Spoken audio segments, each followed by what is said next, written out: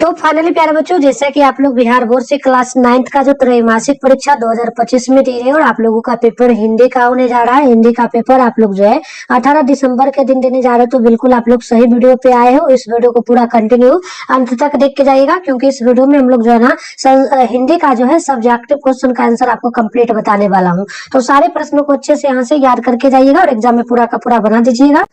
तो चलिए स्टार्ट करते हैं बच्चों, बिना स्किप किए वीडियो को पूरा देखना है। इसके बाद हम लोग जो है हिंदी का भी पेपर लेके आ रहे हैं, तो सभी लोग चैनल को सब्सक्राइब जल्दी से कर लीजिएगा, ठीक है। तो विषय कोड 100 आपका एक यहाँ पर रहेगा, देख सकते हो।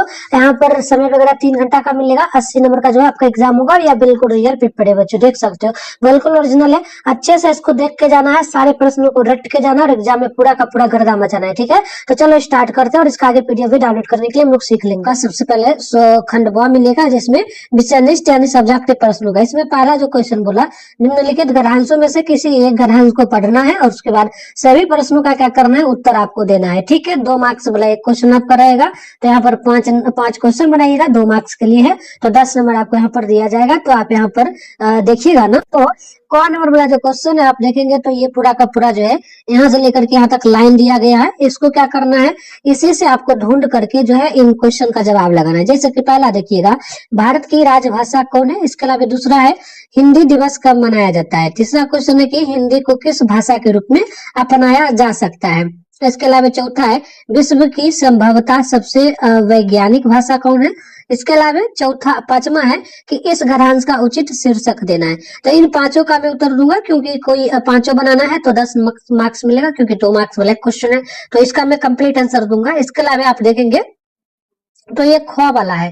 जैसे कि ऊपर का अगर क्वेश्चन है उसे हम वही तरीके से है, इसको अगर आप इस लाइन से आपको टोटल इस पैराग्राफ से आपको ढूंढ करके इन क्वेश्चन का जवाब आपको लगाना है। लेकिन कोई एक बनाना है। जैसे कि पहला क्वेश्चन में एक क नंबर वाला आपका ऊपर है और ये ख वाला है। तो जैसे कि हम इसी का उत्तर दे रहे हैं, ठीक ना। तो इसका उत्तर दे रहे हैं तो हम इसका नहीं दे सकते, कोई एक को देना है। तो अगर आप इसका बनाते हैं तो ऊपर का मत बनाइएगा। तो ये मैंने आपको समझा दिया। अब चलिए, अब आता है दूसरा क्वेश्चन, यहाँ देखिएगा। तो दूसरा क्वेश्चन आपका है कि निम्नलिखित गद्यांशों में से किसी एक गद्यांश को पढ़ना है। इसके अलावा सारे प्रश्नों का जवाब आपको लगाना है। ये भी 2 मार्क्स के लिए हुआ। जैसे कि 5 क्वेश्चन बनाना है तो 5 क्वेश्चन बनाना है, 2 नंबर वाला है तो 10 नंबर आपको दिया जाएगा। तो आप देखेंगे तो इसमें पैराग्राफ क वाला का दिया, तो हम क वाला का ही उत्तर कंप्लीट करेंगे। जैसे कि ये दूसरा का क वाला है, तो दूसरा का क वाला है ना, तो मैं इसी का उत्तर आपको ऑलमोस्ट पूरा दूंगा। तो इसी से ढूंढ करके आपको आंसर देना है। कौन कौन क्वेश्चन है, तो यहाँ पर पहला है, सुमित्रा नंदन पंत का जन्म कब और कहाँ हुआ था। दूसरा है, पंत की काव्य प्रतिभा के पंख किसके बीच खुले। और तीसरा है, सुमित्रा नंदन पंत किस युग के साहित्यकार है। और चौथा है, किसका प्रकृति चित्रण समकालीन कवियों में सबसे बेहतरीन था। और पांचवा है, साहित्यकार राजेंद्र यादव ने सुमित्रा नंदन पंत के बारे में क्या कहा। तो मैं इसी का कंप्लीट आंसर दूंगा। इसके अलावा देखिए दूसरा का ये आपका ख नंबर वाला है, देखिएगा ना। तो ये आपका क्या है, ख नंबर वाला है। तो आप अगर इसका भी चाहेंगे तो उत्तर दे सकते हैं। जैसे कि ये वाला पूरा का पूरा लाइन है, इस पर अगर आपको पढ़ के आप पहला का, दूसरा का, तीसरा, चौथा, पांचवा का आंसर लगा सकते हैं। तो हम क्या करेंगे, हम लोग दूसरा वाला का भी क वाला का ही आंसर देंगे, तो उसका नहीं देंगे। तो कोई एक देना है। समझ में आया ना आपको। अब चलिए आगे यहाँ पर देखिएगा। तो नेक्स्ट जो है, नेक्स्ट आपका यहाँ पर क्वेश्चन नंबर 3 है, निम्नलिखित में से किसी एक विषय पर आपको निबंध लिखना है, जो कि 250 से 200 शब्दों में लिखना है। तो यहाँ पर 10 नंबर के लिए सिंपल सा होगा। जैसे कि पहला आपका हो जाएगा नववर्ष, दूसरा है मेरी प्रिय पुस्तक, तीसरा वैज्ञानिक प्रगति और मानव जीवन, घ नंबर की देशा घटन के लाभ, और अगला है कि दुर्गा पूजा। तो यहाँ पर जो है हम क्या करेंगे, नव वर्ष पर जो है निबंध लिख देंगे, ठीक है। अब आइए अगला क्वेश्चन देखिए। यहाँ पर जो आपका 5वां नंबर प्रश्न बोला है, आप यहाँ देखेंगे ना, तो निम्नलिखित में से किन्हीं 5 प्रश्नों का जवाब आपको लगाना है। ये देखिए 2 मार्क्स वाला क्वेश्चन है, तो 10 नंबर आपको यहाँ पर मिलेगा। ये आपका शॉर्ट क्वेश्चन यानी लघु उत्तरीय वाला होगा। जैसे कि पहला है, लोकगीत किसे कहते हैं। दूसरा है, बिहार में शास्त्रीय संगीत के कितने और कौन कौन से रूप विशेष प्रचलित रहे हैं। तो ये आपको यहाँ पर लिखना है। इसके अलावा तीसरा है कि भारतीय नृत्य कला मंदिर कहाँ है, उसकी स्थापना किसने की। चौथा है कि निम्बू की मौत पर शीर्षक कविता के माध्यम से कवि ने समाज के किस वर्ग के प्रति अपनी सहानुभूति प्रकट की। और पांचवा है, समुद्रगुप्त कविता के अनुसार मनुष्य और समुद्र की प्रकृति में क्या अंतर है। और छठा है कि मेरा ईश्वर मुझसे नाराज है, कभी ऐसा क्यों कहता है। और सातवां है आ रही रवि की सवारी शीर्षक कविता में चित्रित सवारी का वर्णन करें। और क्वेश्चन नंबर 8 है आपका कि अस्त्रावक्र विमुख सा क्यों बैठ रहा। इसके अलावा 9वां है बिरजू की माँ को लाल पानी की बेगम क्यों कहा गया है। और 10 नंबर ग्राम गीत के मेरुदंड क्या है। तो आप देखेंगे ना तो इसमें टोटल 10 क्वेश्चन है, 5 का जवाब लगाना है। तो लगातार 1 नंबर से लेके 5वां नंबर तक का मैं आपको आंसर दे देता हूँ, ठीक है।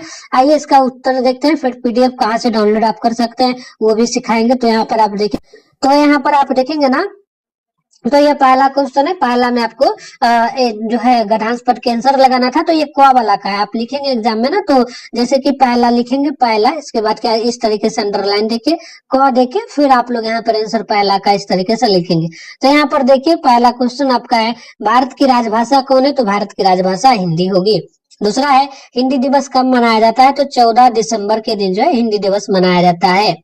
और अगला क्वेश्चन आपका तीसरा है कि हिंदी को किस भाषा के रूप में अपनाया जा सकता है। तो इसे राष्ट्रभाषा के रूप में अपनाया जा सकता है, तो ये होगा। इसके अलावा आगे आप देखेंगे तो चौथा है कि विश्व की संभवतः सबसे वैज्ञानिक भाषा कौन है। तो हिंदी वैज्ञानिक भाषा है। और 5वां है इस गद्यांश का उचित शीर्षक दे। तो हिंदी का महत्व जो है इस गद्यांश का उचित शीर्षक हो जाएगा। अब आप आगे यहाँ देखिएगा तो अगला आप देखेंगे तो दूसरा नंबर क्वेश्चन का क वाला का हम उत्तर दे रहे हैं पहला का। तो सुमित्रा नंदन पंत का जन्म कब और कहाँ हुआ। तो आंसर लिखेंगे सुमित्रा नंदन का पंत जो है 20 मई 1900 ईस्वी को हुआ, जो कि वर्तमान में उत्तराखंड राज्य की कोनासी नामक जगह पर हुआ था। इसके बाद आप आगे देखेंगे ना तो यहाँ पर नेक्स्ट क्वेश्चन आपका 2 नंबर है पंत की काव्य प्रतिभा के पंख किसके बीच खुले।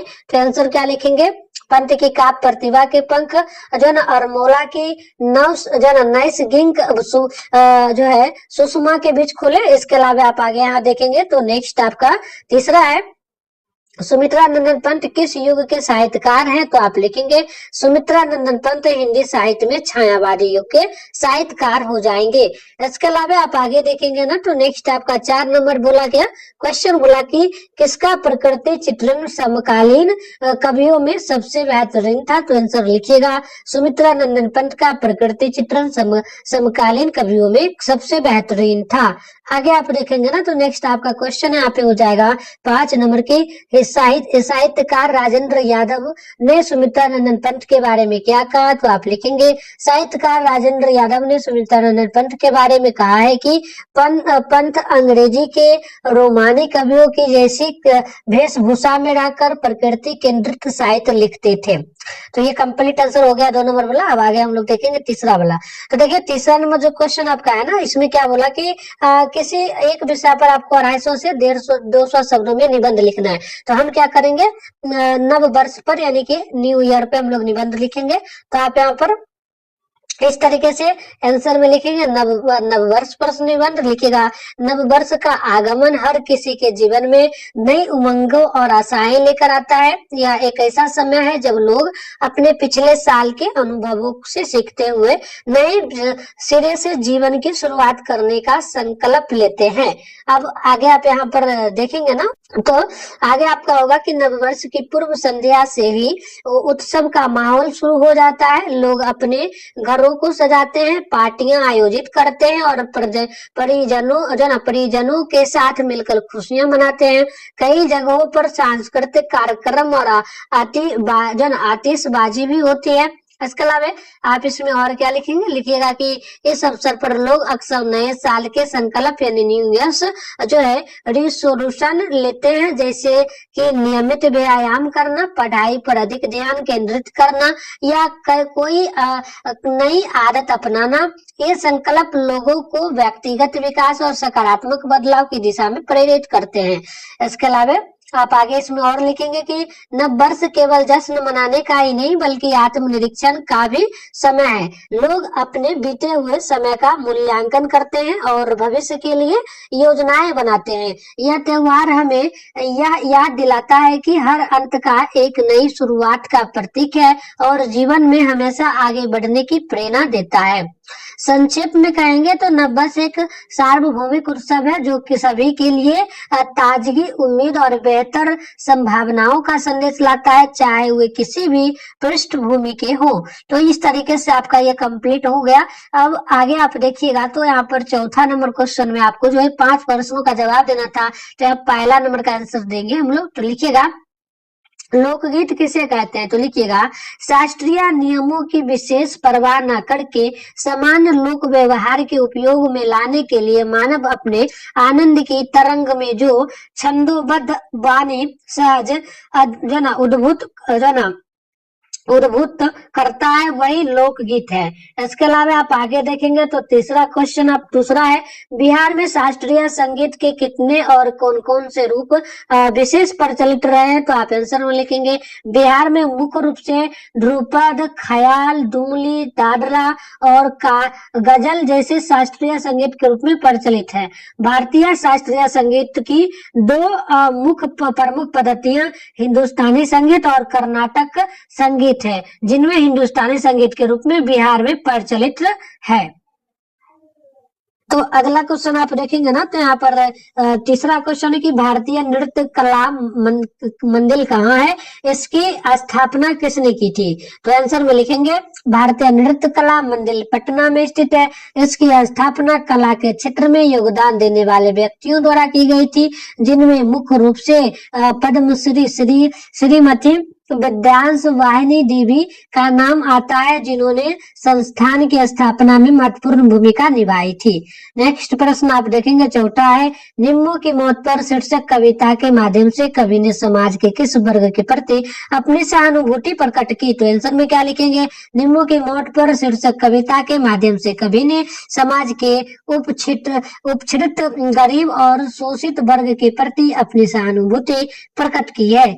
आगे देखिएगा तो नेक्स्ट आपका है 5 नंबर क्वेश्चन, समुद्र शीर्षक कविता के अनुसार मनुष्य और समुद्र की प्रकृति में क्या अंतर है, तो लिखिएगा समुद्र शीर्षक कविता के अनुसार मनुष्य और समुद्र की प्रकृति में मुख्य अंतर यह है कि समुद्र असीमित और विशाल है, जबकि मनुष्य की इच्छाएं और जीवन सीमित है। समुद्र अपनी गहराई और स्थिरता के लिए जाना जाता है, जबकि मनुष्य का जीवन और स्वभाव चंचल और परिवर्तनशील होता है। तो कंप्लीट मैंने आपको यहाँ पर आंसर बताया। अब